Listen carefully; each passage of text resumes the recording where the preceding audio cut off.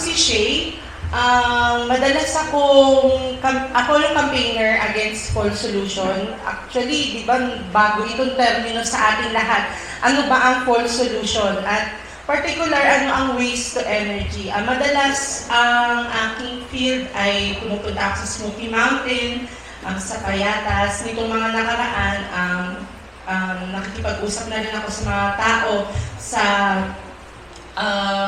Cebu at sa Tacloban kasi ganito na kalala yung problema natin sa waste to energy. At ano nga ba? Bakit ba natin siya nagiging problema ngayon? So, ang aking title ay pagsusunog ba ng basura o pagsusunog ng ating kinabukasan ang waste energy.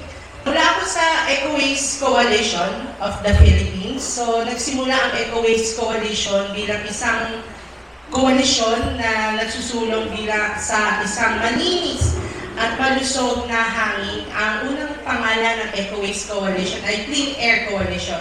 Ito ay binubuo ng daan-daang mga organisasyon sa buong Pilipinas, mula sa buong Pilipinas na naglalayon upang magkaroon tayo ng isang malusog at toxic-free na kinabukasan. So, dahil nga yung pagsusulong ng Clean Air, yung koalisyon ng Clean Air ay nagkaroon tayo ng Clean Air Act, ay nagkaroon ng pag-uugat sa Clean Air Coalition kung bakit nga ba tayo nagkakaroon ng mga problema at bakit hindi tayo nagkakaroon ng clean air. So, nauugat na ito na dahil ito sa problema natin sa basura. No? Kaya nagkaroon ng Ecological Waste Coalition. So, naging Eco Waste Coalition siya. Under Eco Waste Coalition, gumagalaw ko ako sa Plastic Free Pilipinas Project na binubuo din ng iba't ibang organisasyon. Yung una yung Interfacing Development Interventions for Sustainability, isa silang environment NGO mula sa Davao. Ang pangalawa yung Ideas, nandito, gumagalaw din sila dito sa Cavite. Mother Earth Foundation, isa rin silang NGO na gumagalaw nationwide pero particularly sa Metro Manila. Ang Pangasinan People Strive for the Environment, of course, sa Pangasinan. Ating Philippine Earth Justice sa Cebu. PRRM, so dito sa Cavite. At Zero Waste Baguio sa Baguio. So meron din tayong mga ilang partners, katulad ng mga nag-work mismo sa Metro Manila, sa Manila mismo, San Pablo Apostol Parish, at yung SM Soto, yung samahan ng mga nagkakaisa na mga Soto. Ano ba yung Soto? Ang mga mamamayan mula sa Tondo. So, ayun. Plastic Free Pilipinas Project ay naglalayong makasan ang krisis sa plastic at itaguyod ang zero waste na pamamahala ng basura. So, ayan. Bigyan ko kayo ng konting konteksto sa krisis natin sa basura. Maraming nagsasabi na yung krisis natin sa basura ay dahil sa karamihan ng plastic o mga hindi nabubulok na nakikita natin sa ating paligid. Pero kung tutuusin, halos kalahati, lagpas kalahati ng basura na na-generate natin sa araw-araw ay nabubulok. 62%, no? Sinundan ito ng 15% na recyclables and then 14% na residuals o yung mga basura na hindi na-recycle at napupunta sa mga landfills. Sunod ito yung special residuals. Ito yung mga basura na nakukuha mula sa mga ospital o kaya sa mga restaurant na kinakailangan ng special treatment na hindi basta-basta itinatapon. At panghuli ay yung hazardous. Ito yung mga nakamamatay mismo, no? Saan nga ba dapat napupunta yung mga basurang ito? Yung mga nabubulok, dapat kinokompost daw po natin, napupunta sa vermiculture o biogas digestion. Yung recyclables, dapat siya ay binibenta o nire-reuse. Pangatlo, yung residuals, napupunta nga siya sa mga landfills, kasama mga special residuals, at panghuli ay yung hazardous. So, nagkakaroon ito ng special na collection dahil meron tayong batas na nagmamandato ang DNR na yung mga basurang ito hindi basta-basta itinatapon, bagkus dapat may mga special na mekanismo na dapat ipinatutupad ng bawat local government kung paano ito kolektahin. Kung 62% ay nabubulok, bakit kailangan itong sunugin kung maaari naman itong gawing compost? Dadako na tayo sa waste to energy. First of all, may nakarinig na ba dito sa term ng waste to energy? Wala pa. WTE, RDF, wala, no? So, ganito siya kapanganib, no, guys, na hindi natin alam yung konseptong ito, pero once na maibigay ito ng ating local government units, ay mina-market nila ito bilang isang magandang solusyon sa ating problema sa basura. So, ano nga ba yung waste to energy? So, ang waste to energy ay yung pagkukolekta ng basura upang gawin itong isang uri ng enerhiya. So, madalas sinusunog ito sa mataas na temperatura upang magkaroon ng singaw, tapos yung singaw or yung steam, yun yung nagpapaikot sa mga turbines para mag-generate ng some kind of energy. Ito yung structure ng isang waste to energy plant. So once na magkaroon ng collection ng basura, yung pag-collect ng basura, regardless na ito, hindi ito sinesegregate. Basta halo-halo na. Pagpakolekta ng basura, dadalhin siya sa isang treatment facility na kung saan i-receive and then ipaprocess regardless kung meron halo-halo ang nabubulok, ang mga plastic at kung ano-ano man.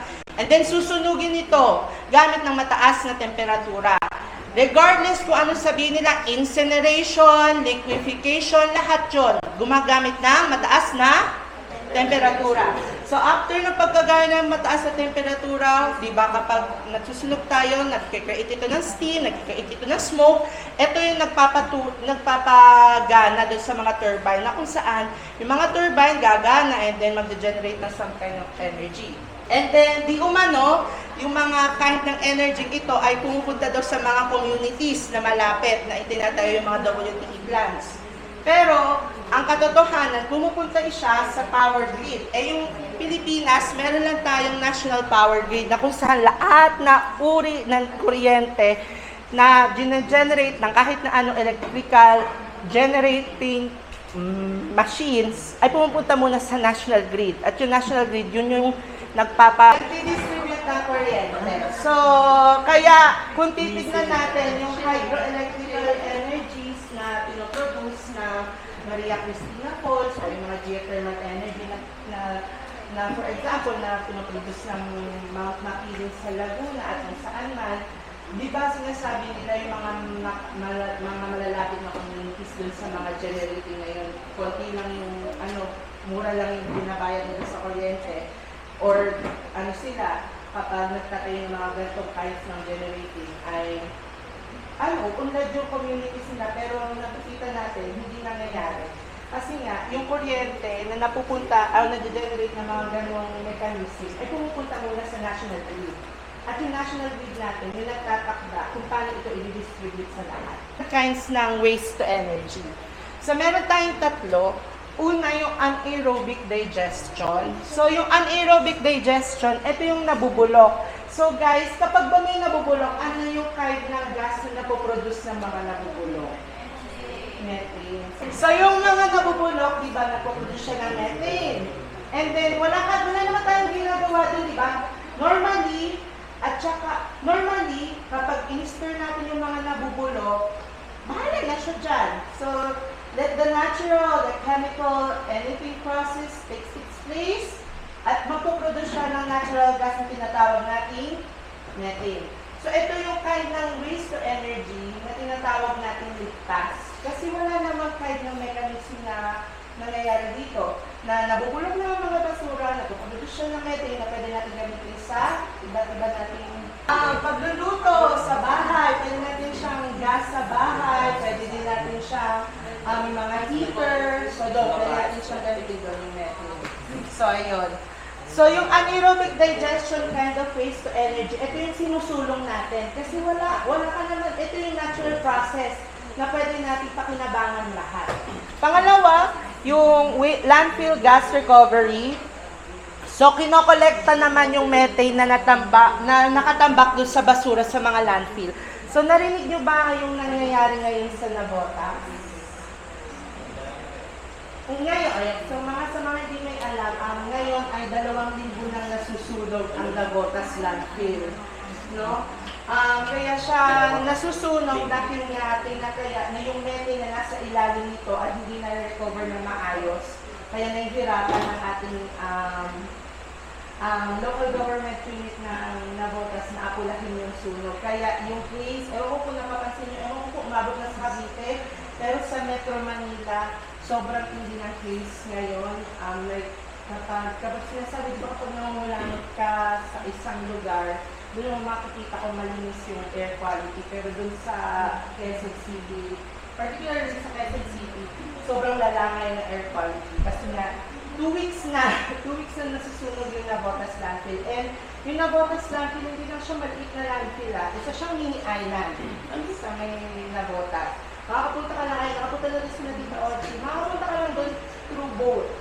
No? Kaya sobrang nahihirapan yung mga local authorities natin na akulahin siya. At makikita dito talaga yung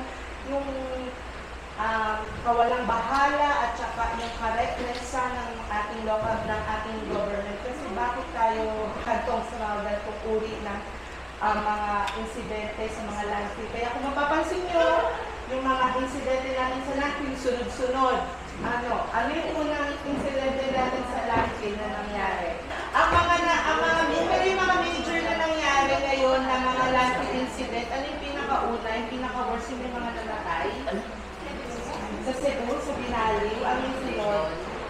Binaliw at saka doon sa Montalban, sa San Mateo, yung kung saan sa Binaliw, halos 30 namatay, sa San Mateo, 10 ang verifying na sinabihan na sinasabi na nawawala hanggang ngayon. So, kung titignan natin yung mga landfill cases, yung big profile cases dito sa Pilipinas, ay ginagamit ng reason ng ating gobyerno upang buksan ang usapin ng waste energy. Kasi sinasabi nila, sobrang puno na ng mga landfill, sobrang puno na nito na kung saan nagkakaroon na ng mga landslides, nakakamatay na ng mga tao, kailangan na natin sunugin ang mga basura na nasa landfill na ito. So kaya, pupunta tayo sa isang uri ng WTE na talagang pinupush ng ating gobyerno, which is the incineration kind. Ito yung direktang sinusunog ang basura upang makalikha ng init at kuryente. Nagbubunga ito na nakalalas ng usok at abo. So right now, ang sinasabi nila na yung Pilipinas daw, napakalaki natin kasi tayo lang yung bansa sa buong mundo ang may ban na incineration, no?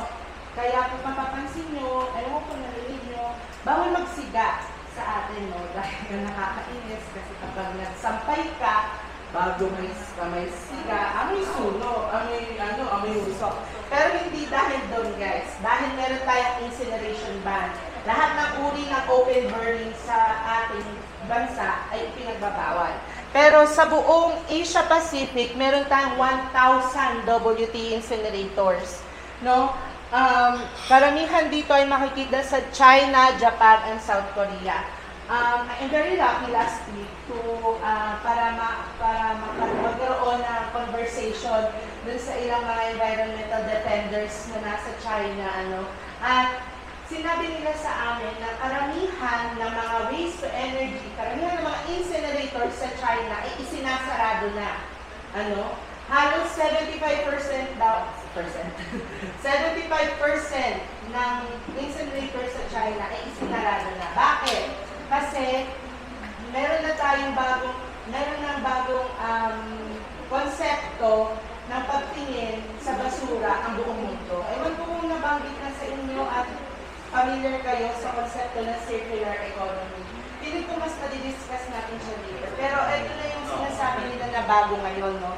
Na kaya isinasarado na yung mga incinerators sa China kasi nga, ibis na ituring na yung mga basura sunugin, bakit hindi natin pakinabangan pa itong mga ito? Pangalawa, yun nga, China, over 800 plus na plants yung makikita doon sa China. At sa Pilipinas, right now, may 30. Ito ay, yung datang ito ay March 2026. So 30. Pero right now, progressing siya yung number ng mga planong WTE dito sa Pilipinas.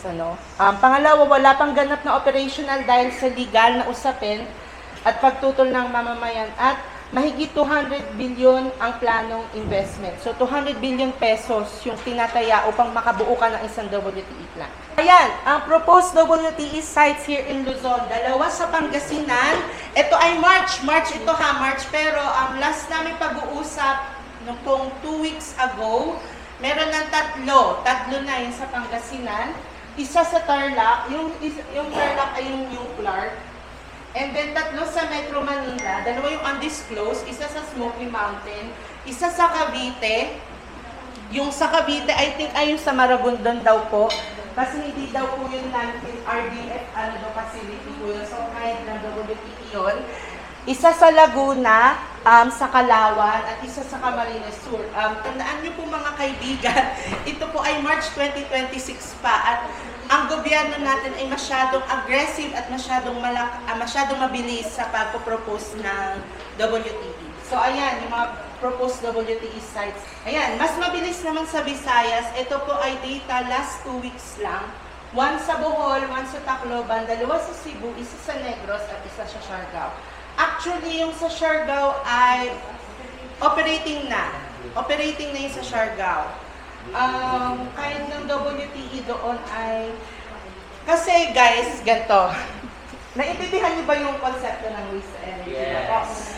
Meron kasing ibang kinds ng waste energy na sinasabi nila na ito ay kayo ng RDF. Kasi right now, magkano ba yung presyo ng langis? Halos 300% yung increase niya. Magkano ba yung presyo ng kuryente? Actually, kakatext lang ng Meralco last week, natataas ng piso kada kilowatt hour. Napakabigat nun. Kaya ipinupush ito ng gobyerno natin. Yung specifically yung RDF or yung diffuse derived fuel, ito yung tawag dito, nililiquify yung mga plastic bottles para maging crudo, para maging langis na ginagamit ng mga drivers. So kung mapansin niyo, last week, meron isang dedicated segment, ang kapuso mo, Jessica Soho. Yun, inaano ko sa inyo na panoorin niyo, na kung paano mangyari yung RDF na talagang nililiquify yung mga plastic bottles as in, parang tinutunaw yung mga plastic bottles and then nagiging langis siya. At gumagana naman yung mga kung anong makina at kung anong sasakyan yung paglagyan. At napakalaki talagang tulong niya kasi plastic bottles, basura, o kung anong mag-uri ng plastic tapos i-liquify, napakalaking tulong niya sa lahat. Nandun na tayo sa puntong yun na yung presyo ng langis ay mababawasan dahil nga sa mga produkto na makukuha sa RDF. Pero yung after effects ng uri ng langis na makukuha sa RDF, yun yung pinaka nakakatakot. Kasi yung, kung tutuusin nga, sabi nila, at sabi ng mga international experts, yung uri ng kurudo o uri ng fuel na nakukuha natin sa pagsusunog ng plastic at pagsusunog ng plastic, sabi pa nila, mas madumi pa daw yun kaysa sa mga fossil fuels. Ano ba yung mga fossil fuels? Ito yung mga uri na langis na nakukuha natin sa sa pagdidilig ng ilalim ng lupa. Ito yung uri ng langis na mas ginagamit natin. Mas malinis pa daw yung mga fossil fuels kaysa sa RDF. Kasi yung mga fossil fuels, maraming filtration na ginagawa pa yung mga oil and gas companies bago ito gamitin. Pero yung mga RDF, yung mga langis mula sa RDF, walang filtration, yung uri pa ng mga chemical components na nakukuha mula sa plastics ay hindi talaga nihiwalay. Kaya kapag ito ay nagamit kunyari ng isang tricycle driver, mas malala yung makukuha mong toxics and chemicals sa pagbubuga kaysa dun sa mga tricycle na gumagamit ng mga fossil fuels. No? Kaya nakakatakot ito. Although sinasabi nila, ito daw yung sagot sa krisis natin sa enerhiya, pero doon nga tayo, nasagot nga natin yung krisis ng enerhiya, pero magbubukas ito ng pintuan sa krisis natin sa pangkalusugan. At ito yung mas nakakatakot. Ayan, incineration, pagsusunog ng basura sa napakataas na temperatura, ang nagpo-produce ito ng abo, dioxin sa di mapanglason sa hangin. At pangatlo, kahit ang tinatawag na modernong incinerator ay naglalabas pa rin ng mga nakakalasong chemicals. So, ayun. So, yun yung incineration na tinatawag natin. So, meron tayong dalawang batas sa Pilipinas. Ito yung nababanggit ko na rin kanina, yung Clean Air Act at Ecological Solid Waste Management Act.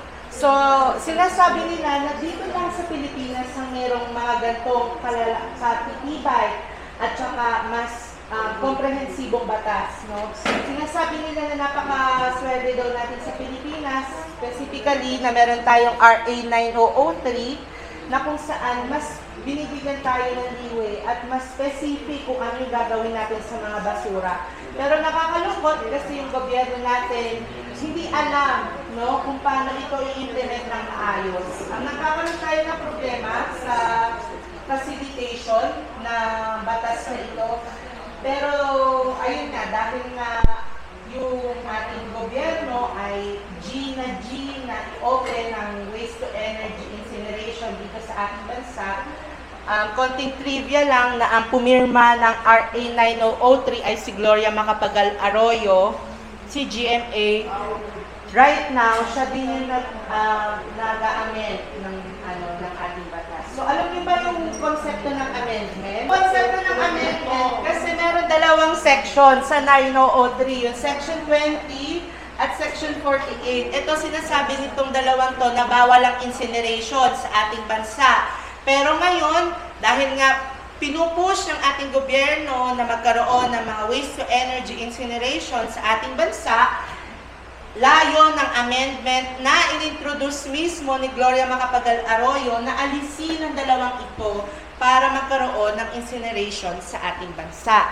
Na nakakalungkot kasi nga talagang nagsusort na talaga, no, yung sa mga gantong uri na mga dirty tactics ng ating gobyerno para i-push sa atin ng very, very dirty na kind ng waste to energy na ito. So, ayan. So, hindi lang RA 9003 yung batas natin, pati yung Philippine Clean Air Act, no, na bawal ang incineration dito sa Pilipinas. Ayan. Ito yung mga problema ng WTE incineration, no. Number 1, pangkalikasan, naglalabas ng nakakalasong usok tulad ng dioxins at metals tulad ng lead, mercury, at arsenic. So, ito ay yung mga byproducts ng mga waste to energy, no? Kasi once na masunog ang basura, ano ang napoproduce? Abo, ash. So, yon, yung mga ash na yon, hindi lang siya normal ash. Siya ay toxic ash mismo. No, na naglalaman ng dioxins, lead, mercury, or arsenic. Pangalawa, nag-aambag sa climate change dahil nga sa inilalabas na usok or carbon dioxide. O at pangatlo, ayun nga, toxic ash.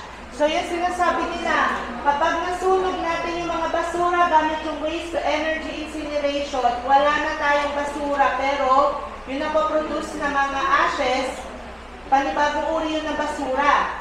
Saan natin siya dadalhin?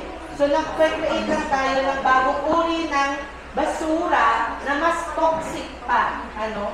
At panghuli, walang katapusang feeding stock na magbubukas ng pag-i-import ng basura. So, yung mechanism kasi ng isang waste to energy facility, kailangan mo siyang pakainin ng certain amount ng basura kada araw. For example, yung pinopropose na waste to energy incineration plant sa Smoky Mountain, kailangan mo siyang pakainin ng 2,000 tons ng basura kada araw, which is kaya ng Metro Manila. Kaya siya ng Metro Manila kasi as of 2023, ang napoproduce ng basura ng Metro Manila ay 25,000 tons per day. 25,000 tons per day. At kaya itong kainin ng isang waste to energy araw-araw. Pero ang tanong, once na makain na ito lahat ng isang waste to energy facility, saan na ito kukuha ng bagong ipapakain natin? Ano? Kasi ang bawat kontrata ng waste to energy ay humahaba hanggang 10 years hanggang 25 years. 10 years, every day dapat itong pakainin para maging operational.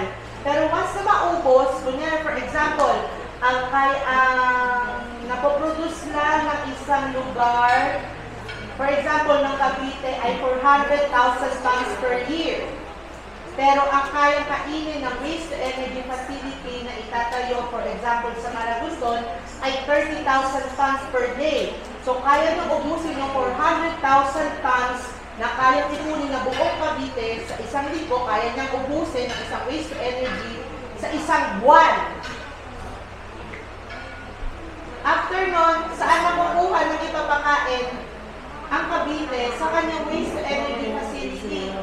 Base sa ating batas, kailangan magtayo ang bawat probinsya ng bawat bayan actually ng isang waste to energy facility. So kung wala kang ipapakain, babayaran mo pa rin yung contractor ng waste to energy facility na yon. Itandaan natin, kada facility ay nagkakahalaga ng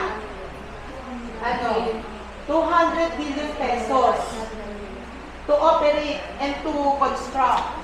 Saan naman tayo kung ganun kalaking pera, di ba?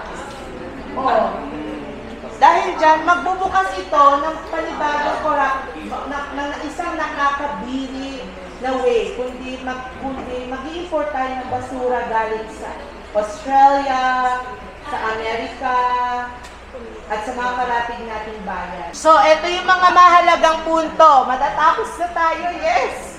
So, ayan. Apat lang. Una, kalusugan ng pamilya. Kung magkaroon ng hika, ubo, o cancer, sino ang mananagot? Pangalawa, bayarin sa kuryente. Totoo bang bababa ang singil sa kuryente? Pangatlo, buwis at gastos ng bayan. Sino ang magbabayad ng 200 bilyong proyektong ito? At panghuli, kabuhayan ng ating mga waste workers. Ano ang mangyayari sa mga mangangalakal?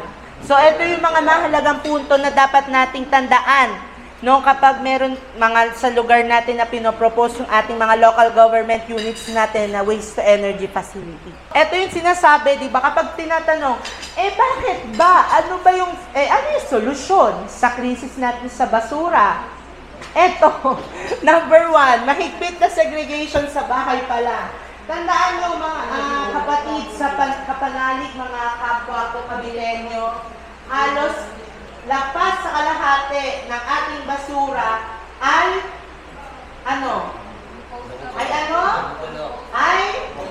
nabubulok. So, saan ba dapat napupunta ang mga nabubulok? Sa composting. At kaya naman natin gawin yun, meron tayo, actually, napakadali gawin ang composting kahit sa isang batya. Kaya yung mga pinagkainan nyo, or kung ano mang nabubulok, doon nyo ilagay. And then i-compose nyo. Maging mga plantito at plantita. Gamitin ito. Pangalawa. Yun nga, composting na nabubulok at mahigpit na segregation. Kasi, ang tungkulin lamang ito. Lagi tayo nagtatanong, bakit hindi maayos yung koleksyon ng basura natin sa mga bayan natin? Actually, mandated ang ating mga bayan na ang kolektahin lamang ay residual or recyclables. Kaya kapag siguro nakikita ng mga nangongolekta ng basura na may kasamang nabubulok yung mga inilabas din sa bahay, hindi kinukuha. Kasi nga, ang mandated lang sa kanilang kunin ay recyclables at residuals. Kasi ito lang yung dalawang ulit ng basura na pwedeng pakinabangan. Yung recyclables, pwedeng pakinabangan ng local government units, i-turn into something useful. Pangalawa, yung mga residuals, ito lang yung pwedeng ilagay sa mga landfills. Ang tunay na solusyon, suportahan natin yung mga nangangalakal ng ating mga waste workers. Akala natin, napakadali lang ng trabaho nila, pero kung titingnan natin, sila talaga ang tunay na bayani natin. Kasi lahat ng mga basura natin, sila yung nagsesegregate, sila yung naghihiwa-hiwalay. Kung makikita nyo lang, mga kapatid, ang kanilang mga buhay, yung mga kasama natin, Smoky Mountains, sa Payatas, they are doing God's work. Yung mga basura na dapat natin na-segregate na sa bahay, sila pa yung nagsisegregate, no? So, ayun. Suportahan natin sila. At number 4, pagpapatibay sa mga renewable energy resources. Ito yung mga energy sources na ibinigay sa atin ng Panginoong Diyos. Ba't hindi natin gamitin? Meron tayong solar, meron tayong hydro, meron tayong wind.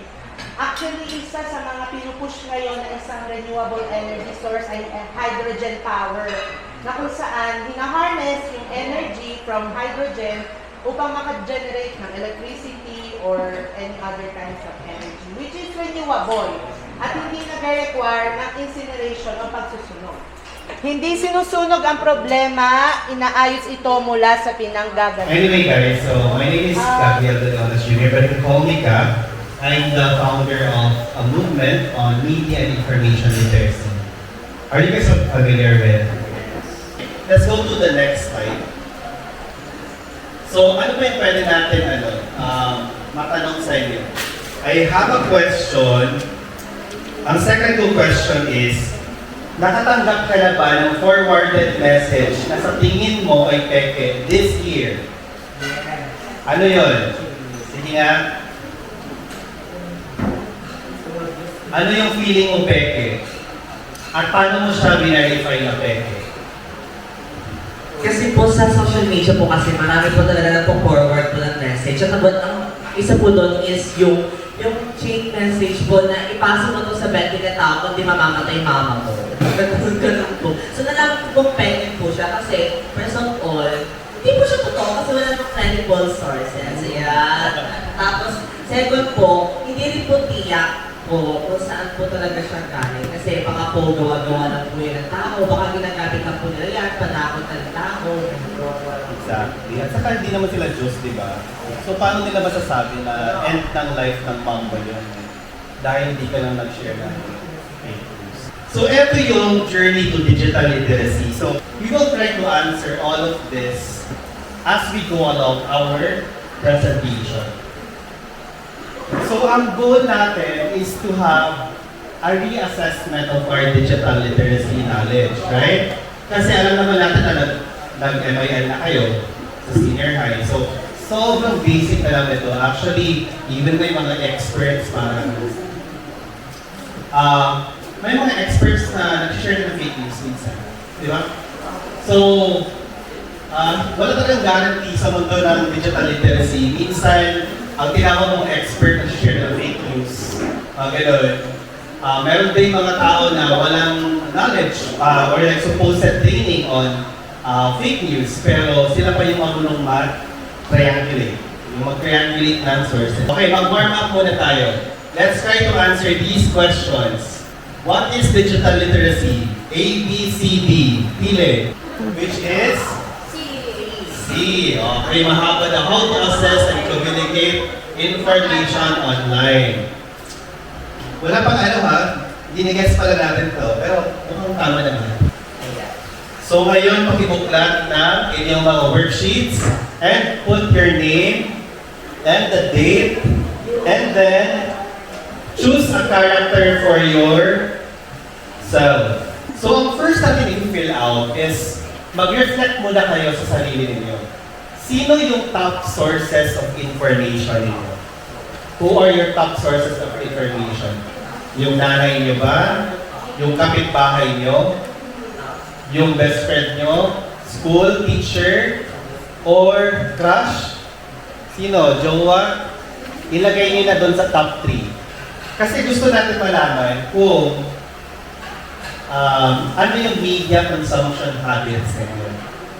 Ang second kung gusto kong sabihin sa inyo is confirmation bias. So, ang confirmation bias, obviously, it means interpreting and seeking for information that supports and validates our existing beliefs only. Lahat tayo, may kanya-kanya tayong bias.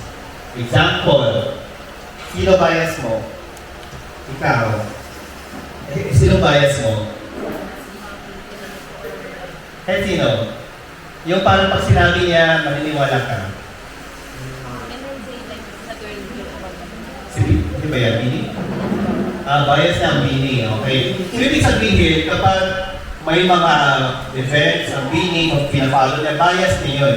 Pag binash niya Bini, of course, alam niyo na. What I mean to say is that kahit sino ka pa sa buong mundo, kahit presidente ka pa ng US, or pag sinabi mo pa lang, alam mo yung parang sobrang morally balanced ka, kahit pastor ka pa, kahit si Pope ka siguro, lahat ng tao, for so long as nakaapak ka sa lupa, may bias ka. Okay? And yung bias ano yung mga biases natin? It shapes our opinions. So dahil may mga opinions tayo, may differences din tayo. Hindi tayo dito lahat, same ng political beliefs, right? Yeah. Then, what I mean to say is that dahil iba-iba tayong tao, yun yung magiging parang basis or parang reference ng mga opinions natin na tinatranslate natin sa online messages. Kaya kapag di tayo nag-agree, alam mo yan, ibig din sabihin nun, kapag nakita mo na yung taong kausap mo, for example, may bias din, alam mo kung saan siya nagagalit, right? So, hindi tayo lahat pro-Bini, for example, di ba? Hindi tayo lahat makakara-David. May iba dyan, parang ayaw ni Tikara, right? So, ibig sabihin, we need to think about ano yung biases natin and how it shapes our opinions online. Let's put this into context. Ang pinag-uusapan natin dito is yung Earth Day. Ang specific context is fake news or digital literacy in the context of Earth or discussions about climate change. Alam niyo ba, just for putting this into context ang climate misinformation is one of the biggest types of disinformation in the whole world. As a matter of fact, iba-ibang versions yan. May climate denial, may climate disinformation. Ibig sabihin, maraming political leaders, they deny climate change, right? They say that climate change is not real, which translates to less funding for climate change policies. So yan yung mga examples niyan. So those are classic examples of misinformation. Akala natin kasi, kapag fake news, parang so-so lang, hindi siya big crowded. But it actually translates to policy level na mga issues. At saka mga bigger things. Like, sometimes it involves lives. Now, another statistics, guys. 70% of Pinoys believe that fake news is a serious problem. Okay. So, majority sa atin. However, most of us, unfortunately, use influencers as the #1 source of information. Pero, part tayo ng problema. Okay? Kasi minsan yung mga biases natin, masyado na tayo naging fanatic sa kanila. And then, minsan din, biktima din sila ng fake news. Okay? For example, nagsabi si Jungkook na dun sa page niya, na pupunta siyang Manila. Gano'n, maniniwala ba kayo? Agad-agad? Yes. Depende kung legit naman yung page to, baka totoo naman talagang pupunta siya. Oo, verified. Kaya na natin to. May 3 types ng fake news. Number 1, misinformation. Ito yung sinabi na kanina, di ba? Which is, hindi naman sinadya, pero nakapag-share siya ng fake news. Second, is yung talagang sinadya talagang maninda. For example, sinabihan ko kayo na, alam niyo ba, ay kasi hindi pala mag-board. Walang pasok bukas. Gano'n. Naniwala ka sa akin? Hindi. Kasi di naman ako estudyante, di ba? Di ko lang kayo klase. Di naman ako principal ng school niyo. So, sinadya with a wrongful intent or harmful intent. For example, sinabihan kayo ng katrabaho mo, wala pang bukas. Yun pala, gusto niya lang na kumabsent ka. Gano'n. Para wala siyang magulong katabi. And then malinformation naman is totoong information na ginamit para makapinsala. Like doxing, yung mag-take ng screenshots ng mga convos ng ex nila. Okay, so malinformation. So, paano kumakalat ang fake news sa Pilipinas? Number one, may gumawa. Right? Secondly, pinuha. May nagkalat sa group chats. Number three, nag-viral. Okay? And then, may napaniwala. Right? And then lastly, nag-normalize. Ay, minsan parang nakakapagod din magpaglaban sa lahat ng fake news sa social media, no? Parang minsan na ipapaisip ko, alam mo, sasabihin mo kung ano, may elepante din sa labas, naniniwala na ako, okay? So, okay na, basta pagod na ako sa buhay. Kailan mas nangyayari ang fake news? During? Okay, good, right? During elections, during pandemic, right? At saka during mga disasters, natural disasters. Bakit? Bakit kaya? Because when those things happen, number one, sa election, may propaganda. Ibig sabihin, meron silang vested interest. Right? Number two, doon sa pandemic, takot ang mga tao. So kapag takot ang mga tao, we're in the survival mode. It's easy to prey on people who are afraid. Right? So that's why fake news is mas mabilis siyang magpalaganap. So there are many reasons why people create this info. So, earn profit, to destroy or uplift a person's reputation, and then lastly, to have political power. So, gusto ko mag-reflect kayo sa certain kinds of fake news na mga nangyari sa paligid ninyo, sa barangay ninyo, sa purok ninyo, okay? And pag-isipan nyo kung bakit nila ginawa yun. And bakit kayo during that time naniwala. Alam niyo ba, nabiktima din ako ng fake news dati. Noong 2009, so, student pala ako graduate ako ng Mindanao State University. So, nag-aral ako ng chemical engineering doon for 6 years. Tapos, 2009, nagkaroon ng gera sa Lanao del Sur. Okay? So, during that time, nakitira ako doon sa bahay ng tito ko. Tapos, obviously, sinusunog na daw yung mga bahay sa kabilang bayan, which is yung sa Kapatagan. Ganon. So, ginawa namin, nagtago kami sa basement. Tapos yung uncle ko, pinuno nila yung underground namin ng kahoy. Yung kahoy para in case yung bala, alam mo yun, hindi lumusot. Ganon. Kaya sa basement, we were stuck there for like 3 days. Kasi nagtago kami din sa basement for 3 days. And turns out, actually, na yung sinabi ng auntie namin, na katabing bahay namin, galing sa radyo. It was just a scare. Actually, wala pa pala doon yung mga rebelde. Nasa kabilang municipality pa sila. Malayo pa talaga. Okay? So, it was a wrongful advice. It was fake news. But during that time kasi, takot talaga kami. So, during those cases, fake news travels faster. Okay? Kasi takot ka, easier to believe, gano'n. Pero, why shouldn't you respond that way? So that was an example na kapag masyado mo na tiniwala sa fake news, nagpadala ka sa takot, mas lethal pa siya, mas nakakamatay pa siya actually. So you have to be very objective. So 7 types of disinformation. Okay, so I want you guys to look at your sheets, okay? And then fill it out slowly. So, first type of misinformation is false connection. Ito yung mga clickbaits. Okay? So, ang clickbaits are dagdag na ayuda, ibibigay na. Ayan, mga clickbaits. False connection. So, pag click mo siya, usually, incomplete ang story or putol-putol yung yung context. Okay? Second type.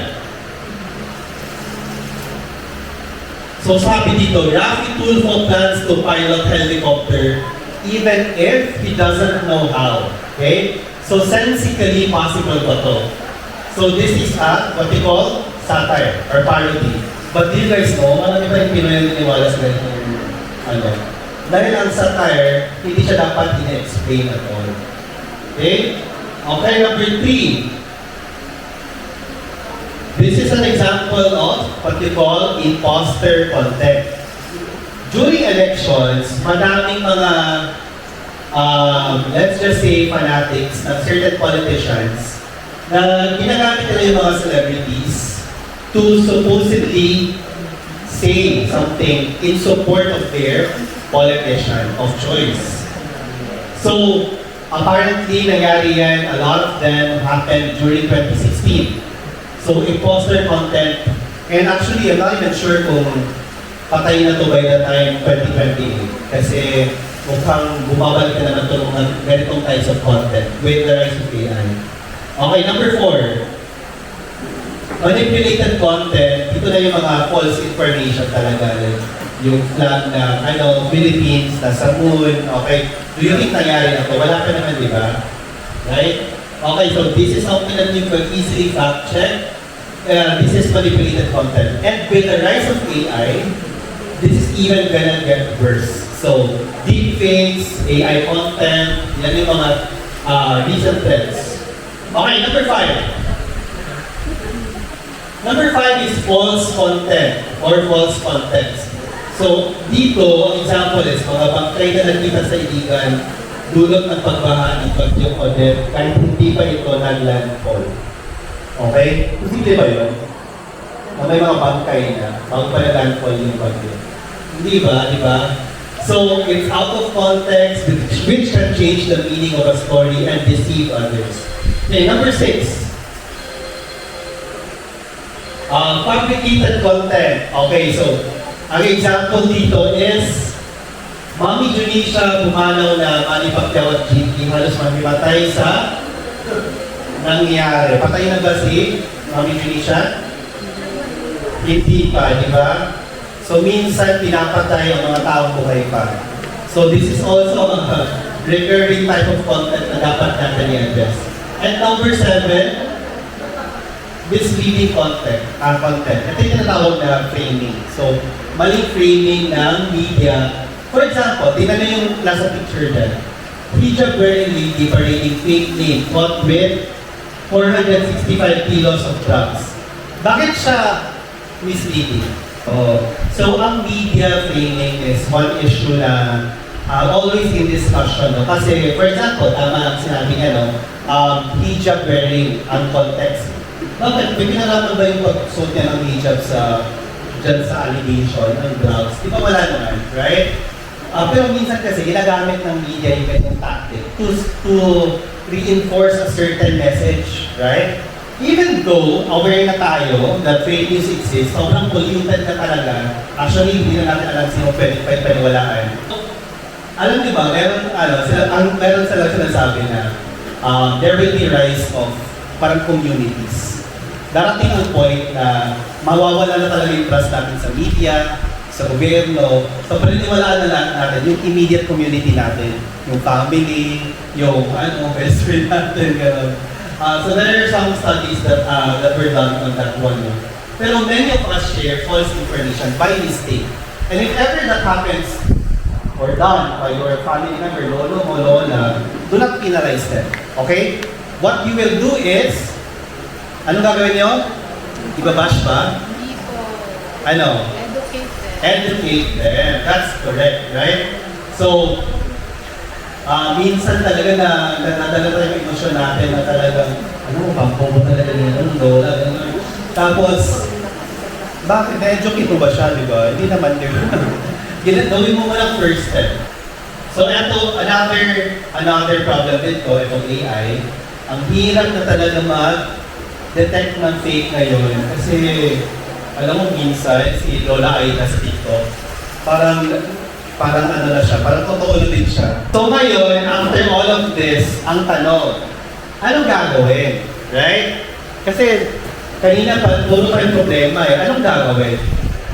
So ang first step na gagawin mo, okay? Ito yung magiging natin na agreement. Kapag nakakita ka ng content na medyo sketchy or parang hindi siya entertaining or gano'n, kailangan mo siyang tawag dyan is triangulate. Kailangan mo mag-source ng mag-stop muna. Actually, sa SIFT method, ang first step is stop. Tumigil ka muna. Okay, huwag scroll agad. Ano ibig sabihin ng stop? Huwag agad mag-share.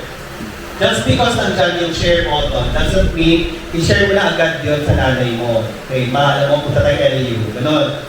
Hindi pwede ganon. Dapat investigate mo muna yung nangyayari.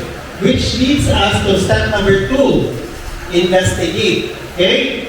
So, investigate the source, suriin kung sino ang nagsulat. What if isang politiko nagsabi na ang gamot sa COVID is ang bawal? Naniwala kayo? Hindi. Dahil isa siya politiko, hindi siya doktor. Okay? Hindi siya expert on that one. Okay, ano ibig sabihin ng F sa SIF method natin? Find better coverage. Ito na yung, dito na pumapasok yung triangulation na sinasabi ko. Triangulation from the shape of triangle, meaning to say, you need to have at least 3 sources to prove that something is actually true. Okay? And then, so ang question nito, paano yung sources? Paano pag, for example, sinabi ni niya, tapos ang kinunan mo ng another info, siya lang din. Tapos ang third source mo, siya lang din. Okay?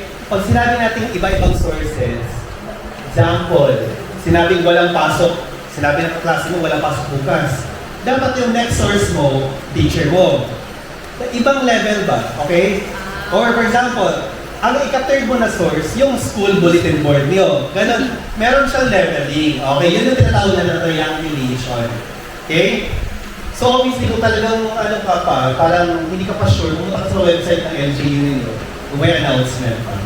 So, dapat ano tayo F, which is find a better coverage. And then lastly, and very importantly, is to trace the claim. So meron na bang mga previous na fact checks dito?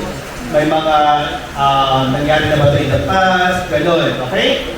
Now, this is one of the fact checking tools that we use to actually verify or to just to scan the internet kung meron na nangyaring fact checks in the past.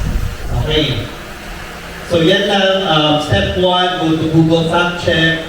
Step 2, type in what you want to verify. Like for example, is COVID real? Ganyan. Step 3, it will give results. And then number 4 is just click on the article to better understand.